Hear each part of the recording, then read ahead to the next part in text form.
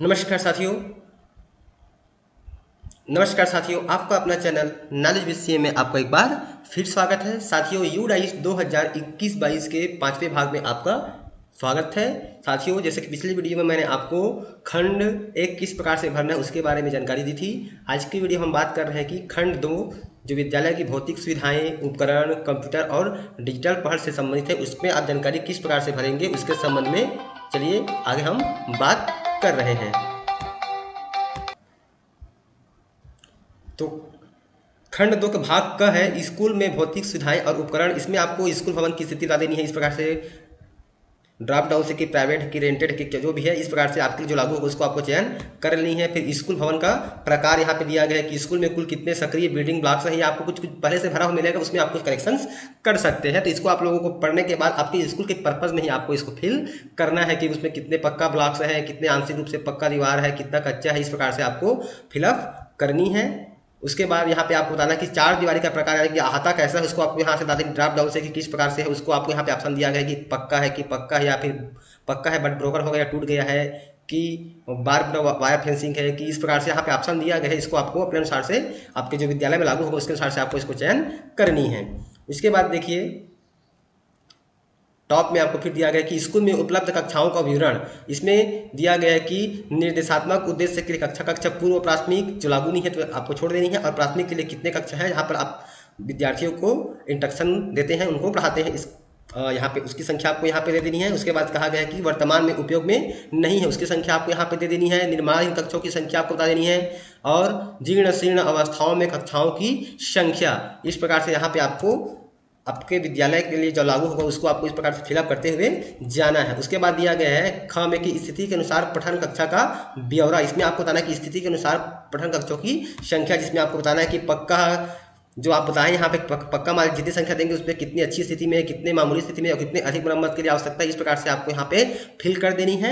Fill करने के बाद अगला दिया गया स्कूल में उपलब्ध कक्षाओं को छोड़कर अन्य कमरों की संख्या यदि है तो इसकी संख्या भी आपको यहाँ पे आपको उपलब्ध करा देनी है। इस तरह से पूरी जानकारी फिल करने के बाद फिर आपको पुनः जमा करें और अगला पे क्लिक कर देना है। जैसे ही जमा करें और अगला पे आप क्लिक करते हैं तो पुनः आपके सामने नया पेज ओपन हो जाएगा इस प्रकार से। इसमें कहा गया है शौचालय की सुविधा। इसमें पूछा गया क्या स्कूल में शौचालय है, तो आपको बताना है हाँ या नहीं में। यदि है तो आपको हाँ पे क्लिक करना है, और नहीं है तो नहीं पे क्लिक करना है। जैसे ही आप हाँ पे क्लिक करते हैं तो फिर इस जानकारी को आपको फिल करना होगा। जैसे कि यहाँ पे कहा गया है कि CWSN अनुकूल शौचालयों को छोड़कर उपलब्ध शौचालयों की सीटों की संख्या है। तो यहाँ पे आपको बता देनी कि लड़के के लिए कितने हैं, कार्यात्मक कितने हैं, लड़कियों के लिए कितने शौचालय है, उसमें कितने कार्यशील है, इस प्रकार से। उसके बाद CWSN अनुकूल शौचालय की सीटों की संख्या यहाँ पे आपको बता देनी है तो यहाँ पे आपको है बतानी है, और नहीं है तो आपको नहीं बता देनी है इस प्रकार से। और है तो वह कार्यशील है कि नहीं है उसकी भी आपको डिटेल यहाँ पे फिल कर देनी है। उसके बाद यहाँ पे कहा गया है कि मूत्रालयों का विवरण। उपलब्ध मूत्रालयों की संख्या कितनी है, लड़कों के लिए कितनी है, जो क्रियाशील कितनी है, उसी प्रकार से लड़कियों के लिए कितनी है उपलब्ध है और कितने क्रियाशील है। इस प्रकार से आपको फिल कर देनी है। फिल करने के बाद अगला दिया गया है ख में दिया गया है कि कार्यात्मक शौचालय यानी कि मूत्रालयों की कुल संख्या में से कितने शौचालय या मूत्रालयों में फ्लशिंग और सफाई के लिए बहता हुआ पानी उपलब्ध है। तो आपको यहाँ पे उसकी संख्या दे देनी है जहाँ पर बहता हुआ पानी की सुविधा है।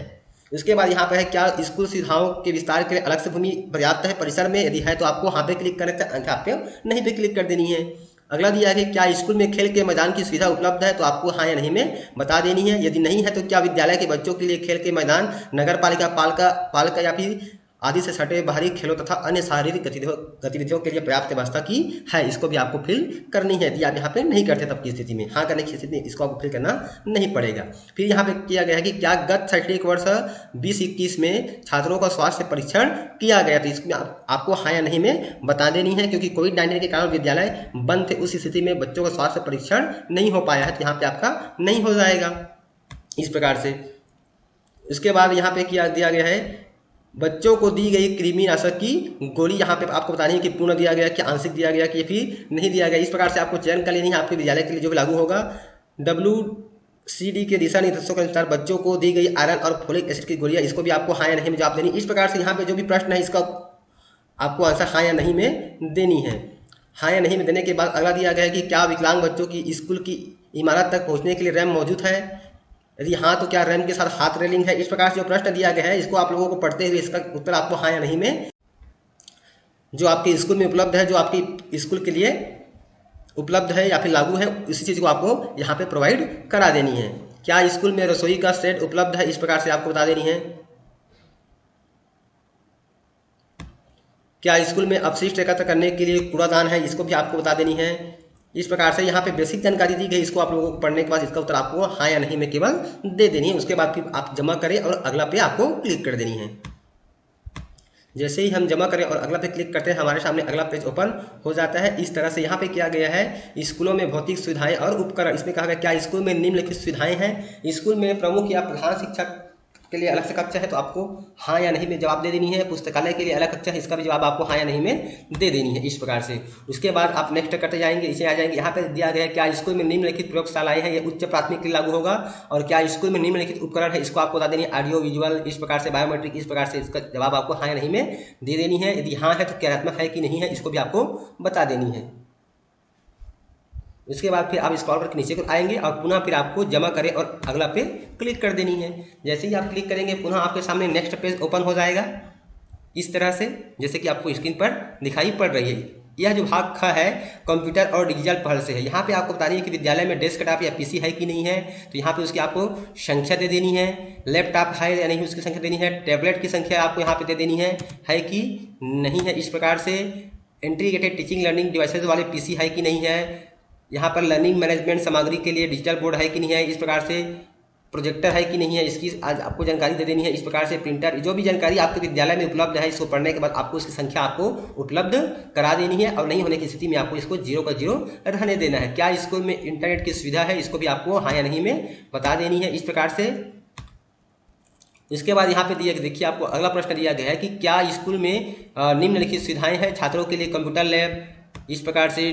डिजिटल सामग्री, CWSN के लिए सहायक तकनीक, इस प्रकार से आपको इसका जवाब हाँ या नहीं में देते जाना है। क्या स्कूल में डिजिटल लाइब्रेरी की व्यवस्था है, इस प्रकार से इसका जवाब आपको हाँ या नहीं में देती जानी है।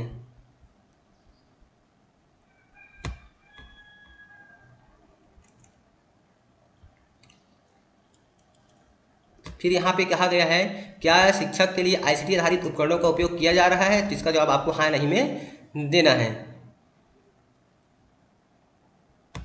इस प्रकार से। और कितने घंटे कुल उपलब्ध किए जा रहे हैं सप्ताह में, तो उसका भी जवाब आपको इस प्रकार से दे देना है। एक सप्ताह में कुल कितने घंटे किए जाते हैं, पर डे आप मानते हैं, मान लीजिए एक दिन तो 6 घंटे, इस प्रकार से आप कर सकते हैं। या फिर जो भी 1.5 घंटे लेते हैं, तो इस प्रकार से आप अपना संख्या दे सकते हैं यदि आप ICT आधारित उपकरणों का उपयोग कर रहे हैं। ICT आधारित उपकरणों में आपका मोबाइल, लैपटॉप वगैरह आ जाते हैं। इस प्रकार से अपना पर्सनल भी बच्चों के यूज करते हैं, तो उसकी जानकारी भी आपको यहाँ पर प्रोवाइड करा देनी है। तो इस प्रकार से इसको फिलअप करने के बाद जैसे ही हम नेक्स्ट पे क्लिक करते हैं, इस प्रकार से हम जमा करें और अगला पे क्लिक कर देंगे।